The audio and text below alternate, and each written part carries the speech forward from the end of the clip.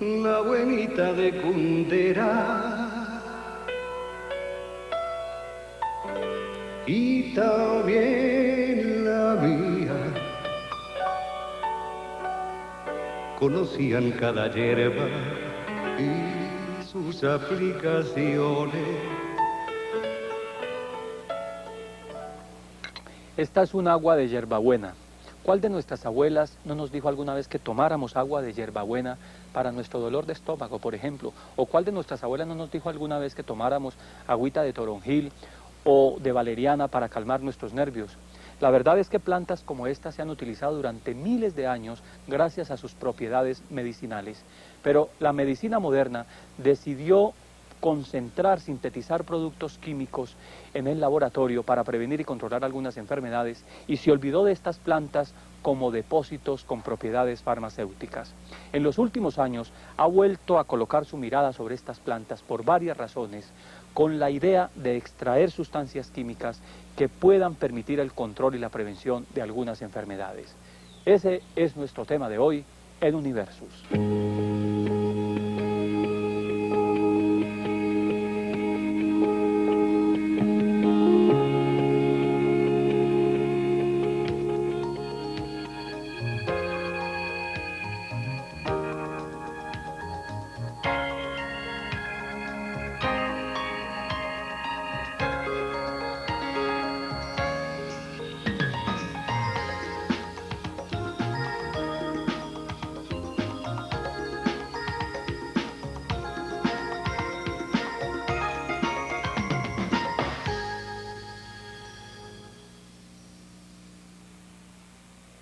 Existen en el mundo 250.000 especies de plantas identificadas, de las cuales solo 5.000 han sido investigadas completamente para buscar su potencial medicinal, de acuerdo con datos del investigador norteamericano Norman Farnsworth.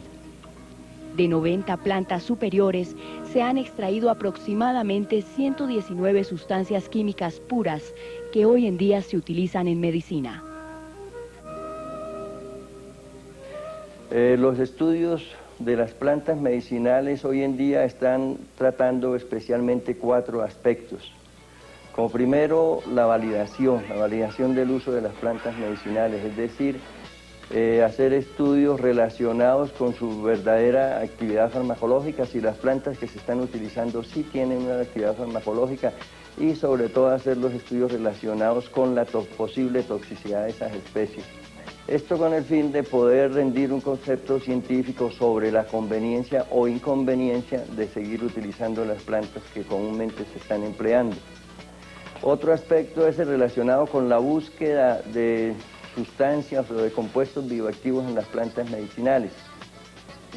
Se trata entonces de buscar cabezas de serie que llamamos, o de fármacos que puedan servir para tratar aquellas enfermedades para las cuales no hay medicamentos en la actualidad, o que puedan constituir medicamentos ventajosos, que tengan ventajas terapéuticas sobre los que se utilizan actualmente.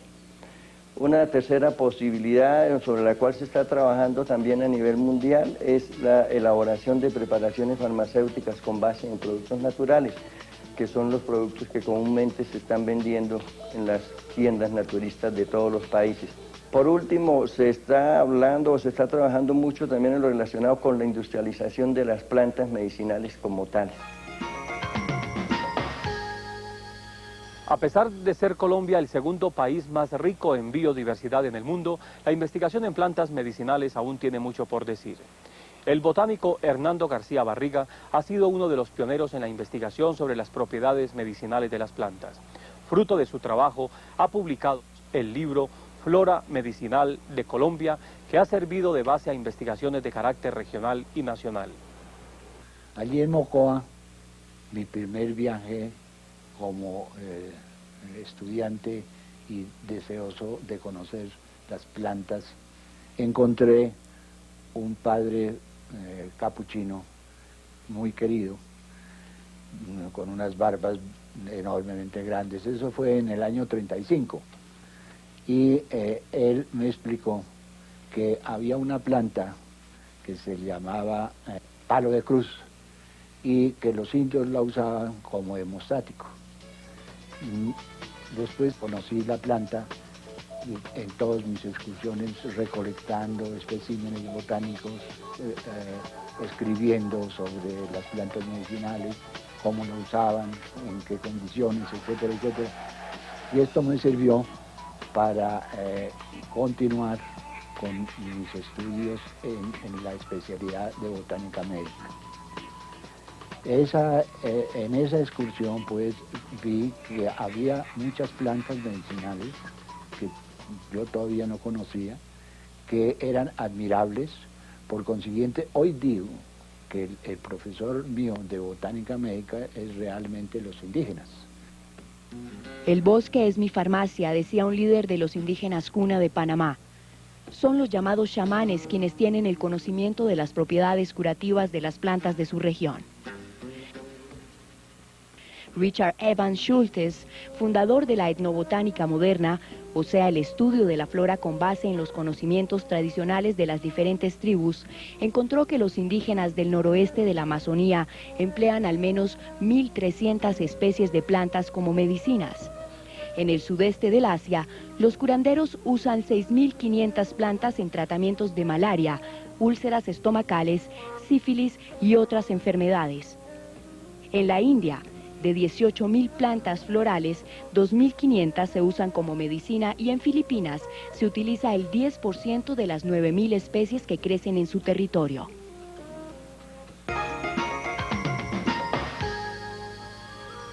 Richard Evans Schultes trabajó durante más de 50 años en la selva amazónica. Inició sus investigaciones en 1941. Recién recibió su doctorado, la Universidad de Harvard lo envió a Colombia a estudiar el curare que los indígenas utilizaban en sus flechas como veneno. Hoy en día el curare se usa mediante inyecciones intravenosas y en asociación con otras drogas anestésicas para asegurar el relajamiento muscular. Lo que en un principio sería un año de investigador de campo, se convirtió en 13 años viviendo en Colombia. Sus aportes al estudio de la flora nacional y su utilización hizo que en 1983 recibiera la Cruz de Boyacá. Los bosques tropicales representan la principal bodega de material fresco y vivo para la medicina moderna. Solamente las plantas ofrecen antibióticos, analgésicos, drogas para el corazón, enzimas, hormonas, diuréticos, componentes antiparásitos y antibacteriales, tratamientos para la úlcera, dentífricos, laxativos, tratamientos de disentería y anticoagulantes, entre otros.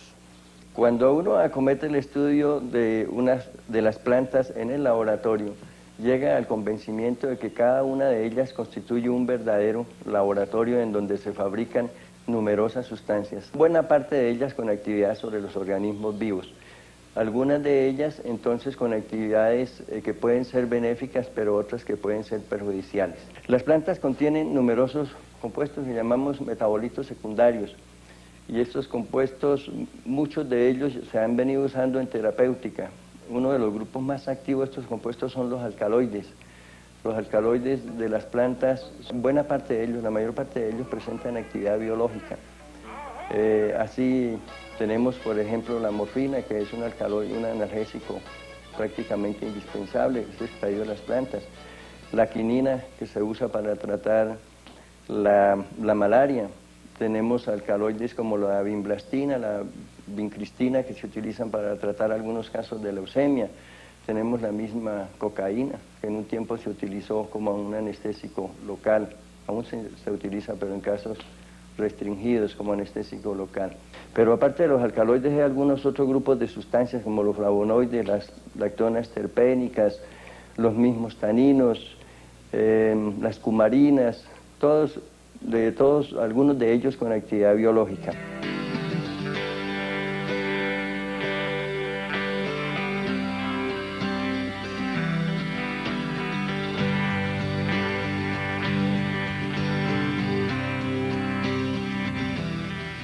En las distintas excursiones, la cual completé 21.530 y pico de plantas coleccionadas por mí, 21.000. Hay una de ellas que es la jacaranda, que es el Wallanday. El Wallanday es un árbol muy bonito, de flores azules, muy bellas. Se encuentra en los climas medios de Colombia, por ejemplo, abajito de Fusagasugá. Se usa mucho entre los distintos gentes del campo, como en las afecciones toda índole, especialmente las supuraciones, etc. Se usaban, antiguamente lo usaban en las enfermedades infectocontagiosas y por consiguiente da muy buenos resultados. Entonces, en mis investigaciones encontramos que tiene varios alcaloides, corobina, por ejemplo, es uno de los alcaloides del Wallanday. En las investigaciones que hicimos en la Facultad de Medicina de la Corpas, se vio que este Wallanday era mejor como antibiótico, mejor que otros antibióticos que ya son patentados. De tal manera que hoy día yo lo estoy usando como un gran antibiótico en todas las enfermedades, especialmente de los riñones. Esta es una hoja de ruibarbo. Y le voy a preguntar a Claudia que nos cuente cómo hacen ustedes para sacar las sustancias que tienen poderes curativos de esta planta. A ver, una vez que nosotros la hemos cultivado y la planta ha llegado a su estado de madurez adecuado, donde las sustancias que van a ser activas ya están presentes en la planta, esta se recolecta y se lleva a una planta de producción donde se va a escoger, se limpia y luego se pasa a un proceso de extracción. Y ahora cuéntenos cómo preparan ustedes el extracto de una planta de estas. A ver, utilizamos dos procesos de extracción. El proceso de maceración cuando utilizamos planta fresca. La planta fresca se pica y se pone en contacto con alcohol. Este alcohol es una mezcla hidroalcohólica para extraer más sustancias. El contacto se coloca aproximadamente unos 10 días para lograr una muy buena extracción. El otro proceso es la percolación, cuando utilizamos la planta ya desecada. Una vez que la hemos obtenido del cultivo, pasa a hornos y luego se muele, y esta planta ya pulverizada se coloca en contacto en unos aparatos especiales que se llaman percoladores durante un tiempo mínimo de 72 horas. Durante todo el proceso hacemos controles para determinar que hemos extraído la cantidad de sustancias necesarias. ¿Hay mucha diferencia entre un laboratorio que trabaja procesos de síntesis química y uno como este que trabaja con plantas naturales? No, básicamente los procesos farmacéuticos que se siguen en ambos laboratorios son los mismos. Los controles de calidad son igualmente estrictos tanto en un laboratorio de síntesis química como en un laboratorio que trabaja productos naturales. La clínica Corpas, donde se realizan estas investigaciones, toma como base la documentación recogida por García Barriga en su extensa obra, que especifica las especies útiles y sus propiedades medicinales. Cuando se inician estudios de plantas, especialmente en búsqueda de nuevos metabolitos con actividad biológica, y se parte de aquellas especies sobre las cuales existe una información previa, una información endofarmacológica o endomédica que decimos, se tienen muchas mayores probabilidades de éxito. Los criterios generalmente utilizados para seleccionar las plantas que se estudian son su uso popular medicinal, la información tradicional de las comunidades, la bibliografía especializada en libros y revistas, entre los que se destaca las publicaciones del profesor García Barriga, del padre Pérez Arbeláez y del Convenio Andrés Bello y el Programa Iberoamericano de Ciencia y Tecnología para el Desarrollo CITED, las redes internacionales y nacionales. Y a nivel nacional, los 3 herbarios de Bogotá, Antioquia y el Valle. En nuestro grupo, aquí en la Universidad Nacional, en el Departamento de Farmacia, en la actualidad estamos estudiando aproximadamente 50 plantas. En el programa iberoamericano calculamos estudiar en 4 años 270 especies. Es conveniente tener en cuenta que nosotros estamos haciendo una investigación bioguiada, es decir, nosotros solamente estudiamos aquellas especies que en los ensayos preliminares de actividad nos muestren algunos resultados interesantes. A nivel regional, el programa Interciencia de Recursos Biológicos y el convenio Andrés Bello realizan investigaciones en plantas medicinales. Este último es un organismo internacional que trabaja por la integración cultural, educativa, científica y tecnológica de sus países miembros, entre ellos Bolivia, Colombia, Chile, Ecuador, España, Panamá, Perú y Venezuela. Adelanta desde los primeros años de la década de los 80 un programa sobre vegetales promisorios. Ha publicado una veintena de libros con información sobre las especies subutilizadas que tienen propiedades nutricionales, medicinales y agroindustriales.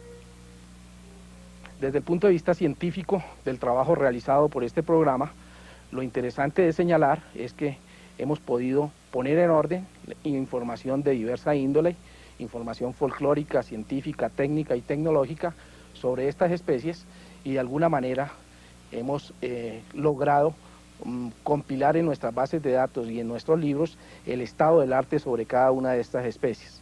Es decir, está determinado concretamente cuál es el estado de conocimiento de cada una de ellas, y esto tiene gran importancia desde el punto de vista investigativo, porque allí se señalan precisamente los problemas de investigación y las necesidades de investigación para poder utilizar todas estas especies que de antemano son especies silvestres o semisilvestres. El Ministerio de Salud, a través del Instituto Nacional de Vigilancia de Medicamentos y Alimentos, INVIMA, tiene, entre otras responsabilidades, la de legislar y regular los productos medicinales basados en material natural. En nuestro país existen, aprobados por la Comisión Revisora de Medicamentos del Ministerio de Salud, 62 principios activos o plantas con su respectivo uso tradicional aprobado. Yo quisiera resaltar algunos de ellos. Por ejemplo, tenemos el ajo como hipotensor, es decir, como coadyuvante en las enfermedades como la hipertensión arterial, la alcachofa como colerético o colagogo, es decir, que ayuda a las funciones digestivas, la caléndula como un antiinflamatorio, como un cicatrizante, la canela como un antiflatulento, el toronjil como un sedante, la ortiga como un rubefaciente, es decir, contra las alergias, contra el prurito, la papaya con su principio activo papaverina como digestivo, y la sábila como un laxante, como un expectorante o un cicatrizante. Claudia, aquí en el laboratorio La Farbe, ¿qué tipo de experimentos, de investigaciones están haciendo ustedes? Nosotros estamos realizando una investigación con más de 100 plantas que comprende toda la parte del estudio químico, el estudio farmacológico, el estudio toxicológico y la parte clínica. Nosotros estamos trabajando en un equipo de investigación multidisciplinario donde cada uno tiene funciones definidas. La idea es encontrar toda la información completa a través de la parte bibliográfica, los estudios que se están realizando en el laboratorio, para poder tener una información que sea asequible al público y que nos pueda dar una base para realizar nuevos productos. ¿Cuántas plantas más o menos están investigando? Nosotros estamos estudiando alrededor de unas 80 plantas en este momento y se están estudiando por ciclos. No estudiamos las 80 plantas en un mismo momento, sino que trabajamos con 6 plantas simultáneamente. Estamos trabajando en el laboratorio y en la clínica para hacer la parte de estudios clínicos con el doctor Jorge Piñeros Corpas. Usted me explicaba 3 niveles de investigación: fitoquímico, toxicológico y clínico. ¿Me quiere explicar brevemente cada uno? Perfecto. La parte fitoquímica es el estudio químico de las plantas. En ella determinamos cuáles sustancias están presentes en cada uno. En la parte toxicológica determinamos si una determinada planta puede ser letal o no para las personas. Y en la parte clínica determinamos la actividad farmacológica y hasta qué punto puede ser un medicamento útil para la sociedad. Ustedes terminan esos 3 tipos de análisis. ¿Y cómo hacen para ensayar eso en los seres humanos, en las personas? A ver, la parte de estudios clínicos no se realiza directamente en humanos al principio. Hay una fase de estudio preclínico que se realiza en animales. Nosotros realizamos las pruebas en ratones, que es uno de los animales que más se asemeja al hombre en toda la parte de sus sistemas. Una vez que nosotros hemos obtenido niveles de aceptación y niveles de respuesta en animales, donde obtenemos dosis letal 50 y dosis efectiva, pasamos a hacer estudios en humanos. Si los laboratorios de los países desarrollados están poniendo sus ojos sobre los bosques y no solamente sobre los tropicales, es por algo. Y ese algo se llama costos. En ese sentido, vale la pena que nos preguntemos qué es más barato, si producir químicamente los medicamentos o extraerlos directamente de las plantas. El inicio de la síntesis química tuvo como base los principios activos extraídos de las plantas. Un proceso de síntesis mucho más costoso, más demorado, y por eso es necesario que retomemos nuevamente las plantas, teniendo en cuenta aún más que la flora medicinal colombiana es muy extensa.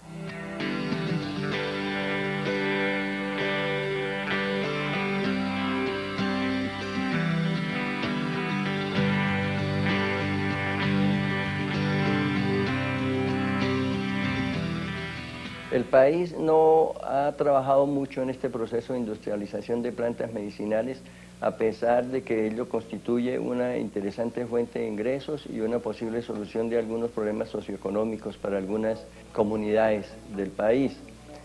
Otros países latinoamericanos sí lo han hecho, como es el caso de Brasil y Guatemala. Este mercado mueve anualmente cantidades grandes de dinero, del orden de miles de millones de dólares. Naturalmente, si vamos a entrar en el proceso de industrialización de las plantas medicinales, habrá que tener en cuenta aspectos agroindustriales, la tecnología agronómica sobre el cultivo de estas plantas, la selección de las especies, el control de calidad de los cultivos, las normas que existen mundialmente sobre el particular, o mundialmente o regionalmente, como es el caso de la Comunidad Europea, que tiene unas normas para la industrialización de las plantas. Hemos visto ya en el país algunos casos bastante lamentables, inclusive con fallecimiento de algunas personas por estar consumiendo productos naturales que no han sido suficientemente estudiados. A nivel mundial se han adoptado dos criterios que son indiscutibles, que son la eficacia y la seguridad. Mientras no se tenga completamente determinada la eficacia y la seguridad de una especie, no se debe comercializar. Otra inquietud que surge tiene que ver con la propiedad intelectual y las patentes de drogas derivadas de los recursos naturales. En 1991, la compañía farmacéutica Merck Incorporated y el Instituto Nacional de Biodiversidad de Costa Rica, INBio, firmaron un acuerdo. INBio inició un programa de recolección de muestras de plantas e insectos que enviaba a la compañía estadounidense para su análisis desde el punto de vista farmacéutico y de aplicación en la agricultura. En contraprestación, Merck le reconocía a Costa Rica cierta cantidad de dinero, aproximadamente 500 millones de dólares anuales, equipos de laboratorio y derechos de propiedad intelectual de la venta de los productos que eventualmente Merck desarrollará de las muestras de INBio. Este acuerdo causó una gran polémica. Unos piensan que fue una venta de la soberanía nacional sobre los recursos genéticos. Otros plantean que es una manera de comenzar a negociar la biodiversidad y obtener un beneficio económico. Los farmacéuticos obtenidos de los productos naturales tropicales pueden en circunstancias apropiadas estimular el crecimiento económico de los países en desarrollo y preservar los recursos biológicos de los cuales se derivan. Sin embargo, no hay que ser tan optimistas. En los Estados Unidos, por ejemplo, el Instituto Nacional de Cáncer ha investigado más de 35.000 especies de plantas superiores en búsqueda de propiedades anticancerígenas y solo ha conseguido 5 compuestos para investigaciones posteriores. El taxol es uno de ellos. Se trata de un agente anticancerígeno extraído de la corteza del árbol del tejo, nativo de los bosques de la costa pacífica de los Estados Unidos. En la actualidad se utiliza principalmente para los casos de cáncer de seno y se estudia su efectividad para cáncer de ovario. El uso de las plantas se remonta a la prehistoria. Quizás más de un 80% de las personas han utilizado alguna vez una planta medicinal. Este uso tan generalizado se debe quizás al bajo costo de las plantas, a sus grandes virtudes y que en general no producen efectos secundarios. Sin embargo, es necesario aclarar que las plantas no son la panacea y que deben ser utilizadas como terapias coadyuvantes y no como terapias principales. La búsqueda de plantas medicinales ha beneficiado la conservación de la biodiversidad a nivel mundial. Algunos investigadores afirman que la selva terminará siendo la medicina del hombre. Una razón más que suficiente para continuar preservando los bosques, las selvas y otros ecosistemas naturales. Hasta aquí nuestro programa Universus de hoy. Les espero la próxima semana. Hasta entonces, gracias, feliz descanso.